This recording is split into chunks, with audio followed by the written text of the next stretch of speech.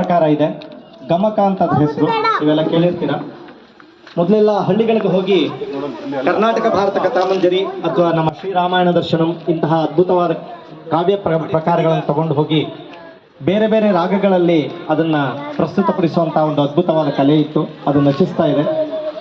ಅದಷ್ಟಕ್ಕೆ ಹೋಗದೆ ಇದ್ರೂ ನಾವು ಒಂದು ಕನ್ನಡ ಓದುವಂಥ ಒಂದು ಅಭ್ಯಾಸ ಆಗಲಿ, ಇಂಥ ಅದ್ಭುತವಾದ ಕೃತಿ ಪರಿಚಯ ಆಗಲಿ ಜನಗಳಿಗೆ ಅನ್ನೋ ಒಂದು ಉದ್ದೇಶದಿಂದ ಈ ಕಾರ್ಯಕ್ರಮ ಮಾಡ್ತಾ ಇದ್ದೀವಿ. ತಾವುಗಳೆಲ್ಲ ಪ್ರೋತ್ಸಾಹ ಕೊಟ್ಟು ಸಹಕರಿಸ್ಬೇಕಂತ ಪ್ರಾರ್ಥಿಸ್ತೀನಿ.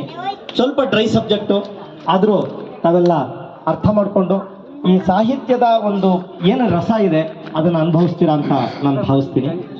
ಶ್ರೀಯುತ ಡಿ ವಿ ಗುಂಡಪ್ಪನವ್ರ ಬಗ್ಗೆ ಹೇಳೋದಾದರೆ ಸುಮಾರು 1882ರಲ್ಲಿ ಕೋಲಾರ ಜಿಲ್ಲೆಯಲ್ಲಿ ಹುಟ್ಟುವುದವರು. ಅವರ ಮೂಲತಃ ಅವರ ಪೂರ್ವಜರೆಲ್ಲ ತಂಜಾವೂರಿನ ಕಡೆಯಿಂದ ಬಂದವರು ಅಂತ ಹೇಳ್ತಾರೆ. ಅದಕ್ಕೆ ನಿಖರವಾದ ಮಾಹಿತಿ ಇಲ್ಲ. ಓದಿದ್ದು ಲೋಯರ್ ಸೆಕೆಂಡ್ರಿ. ಮೆಟ್ರಿಕ್ಯುಲೇಷನಲ್ಲಿ ಗುಂಡಪ್ಪನವರು ಕನ್ನಡದಲ್ಲಿ ನಪಾಸ್ ಆಗ್ತಾರೆ. ನಂತರ ಅವರು ಮಾಡಿದ ಸಾಧನೆಗಳ ಪಟ್ಟಿ ಮಾಡೋದಾದರೆ ಸಂಸ್ಕೃತದಲ್ಲಿ, ಇಂಗ್ಲೀಷ್ನಲ್ಲಿ, ಕನ್ನಡದಲ್ಲಿ ಅವರು ಬರೆದಂತಹ ಕಾವ್ಯಗಳು, ಕವಿತೆಗಳು ಒಂದು ಮಟ್ಟಕ್ಕೆ ಯಾರೂ ಸರಿತೂಗ್ಸೋಕ್ಕಾಗೋದಿಲ್ಲ ಅನಿಸುತ್ತೆ. ಅವರ ಒಡನಾಡಿಗಳಾಗಿ ಸರ್ ಎಂ ವಿಶ್ವೇಶ್ವರಯ್ಯನವರು, ಶ್ರೀಮಾನ್ ಮಹಾರಾಜರು ಸಹ ಅವರೊಡನೆ ಒಡನಾಡಿಗಳಾಗಿದ್ದರು. ಅದಲ್ಲದೆ ಮೈಸೂರು ರಾಜ್ಯದ ಸುಧಾರಣಾ ಸಮಿತಿ ಅನ್ನೋದಕ್ಕೆ ಈ ಶ್ರೀಮಾನ್ ಗುಂಡಪ್ಪನವರು ಸದಸ್ಯರಾಗಿದ್ದರು. ಶ್ರೀಮಾನ್ ಗುಂಡಪ್ಪನವರು ಬೆಂಗಳೂರಿಂದ ಮೈಸೂರಿಗೆ ಆ ಸಭೆಗೋಸ್ಕರ ಹೋಗ್ತಾ ಇದ್ರಂತೆ. ಅಂದರೆ ನಮ್ಮ ರಾಜ್ಯನ ಹೇಗೆ ಆಡಳಿತ ಮಾಡಬೇಕು ಅನ್ನೋದಕ್ಕೆ ಸಲಹೆ ಕೊಡ್ಲಿಕ್ಕೆ. ಆದರೆ ಅದಕ್ಕೆ ಕೊಡಬೇಕಾದಂಥ ಯಾವುದೇ ಬತ್ತಿಗಳನ್ನು ಅವ್ರು ತಗೊಳ್ತಾ ಇರಲಿಲ್ಲಂತೆ. ನಮಗೆ ಐನ್ಸ್ಟೀನ್ ಬಗ್ಗೆ ಎಲ್ಲ ಒಂದು ಕವಿತೆ ಗೊತ್ತಿದೆ, ಒಂದು ಮಾತು ಗೊತ್ತಿದೆ. ಐನ್ಸ್ಟೀನ್ ಒಂದ್ಸರಿ ಐನ್ಸ್ಟೀನ್ ಹೆಂಡತಿ ಪುಸ್ತಕಗಳನ್ನ ನೋಡ್ತಾ there are many checks here with lakhs of pounds ಅಂತ ಹೇಳಿದ್ಲಂತ.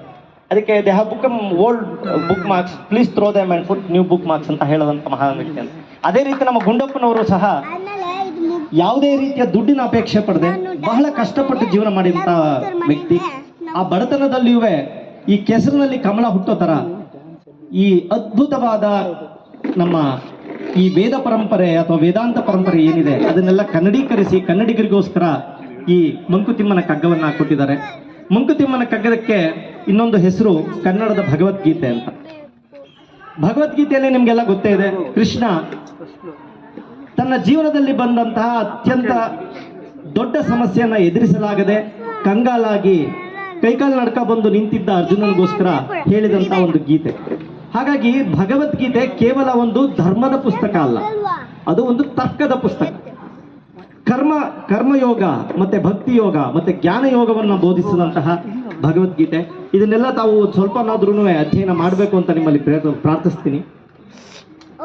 ಈ ಕನ್ನಡದ ಭಗವದ್ಗೀತೆ ವಿಷಯಕ್ಕೆ ಬಂದರೆ ಇದು ಜೀವನದ ಹಲವಾರು ಸಮಸ್ಯೆಗಳಿಗೆ, ಕೆಲವು ಗಹನವಾದ ಪ್ರಶ್ನೆಗಳಿಗೆ ಸಹ ಉತ್ತರವನ್ನ ಕೊಡಬಲ್ಲದು. ನಮ್ಮ ಭಾರತೀಯ ಕಾವ್ಯ ಪರಂಪರೆಯಲ್ಲಿ ಒಂದು ವಿಶೇಷ ಇದೆ. ಶುರು ಮಾಡೋದಕ್ಕಿಂತ ಮುಂಚೆ ಅಂದರೆ ಕಾವ್ಯ ಆರಂಭದಲ್ಲಿ ಒಂದು ಮಂಗಳಾಚರಣೆ ಅಂತ ಮಾಡ್ತಾರೆ. ಮಂಗಳಾಚರಣೆ ಅಂದ್ರೆ ಏನಿಲ್ಲ, ಗಣೇಶನ್ಗೋ, ವಿಷ್ಣುಗೋ, ಶಿವನ್ಗೋ ಒಂದು ಪ್ರಾರ್ಥನಾ ಶ್ಲೋಕ ಹೇಳೋದು. ಉದಾಹರಣೆಗೆ ಈಗ ನಮ್ಮ ಕಾಳಿದಾಸಂದು ನಿಮ್ಗೆ ರಘುವಂಶ ಗೊತ್ತೇ ಇದೆ. ರಘುವಂಶ ಅತ್ಯದ್ಭುತವಾದ ಒಂದು ಕಾವ್ಯ.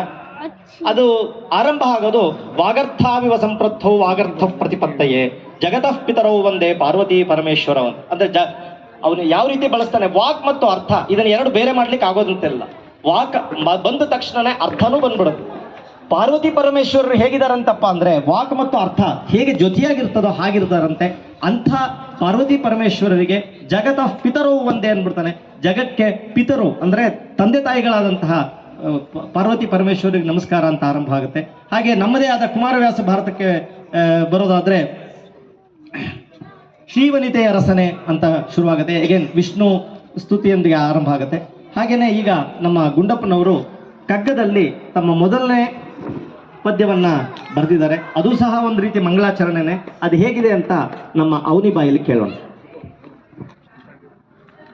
ಶ್ರೀ ವಿಷ್ಣು ವಿಶ್ವಾದಿ ಮೂಲ ಮಾಯಾಲೋಲ ದೇವ ಸರ್ವೇಶ ಪರಬೊಮ್ಮನೆಂದು ಜನಂ ಆಗುದನು ಕಾಣದೂಡ ಮಳ್ತಿಂ ನಂಬಿಹುದು ಆ ವಿಚಿತ್ರಕ್ಕೆ ನಮಿಸೋ ಮಂಕುತಿಮ್ಮ. ಇಲ್ಲಿ ಶ್ರೀ ವಿಷ್ಣು ವಿಶ್ವಾದಿ ಮೂಲ ಮಾಯಾಲೋಲ ದೇವ ಸರ್ವೇಶ ಪರಬೊಮ್ಮನೆಂದು ಜನಂ ಈ ವಿಷ್ಣು ಬಗ್ಗೆ ಇಷ್ಟೆಲ್ಲ ಕಥೆಗಳನ್ನು ಕೇಳಿರ್ತೀರಾ ನೀವು. ವಿಷ್ಣು ಅಂದ್ರೆ ಯಾರು? ವಿಶ್ವಾದಿ ಮೂಲ. ಅವನೇ ಈ ಜಗತ್ತಿಗೆ ಸೃಷ್ಟಿಗೆ ಕಾರಣ.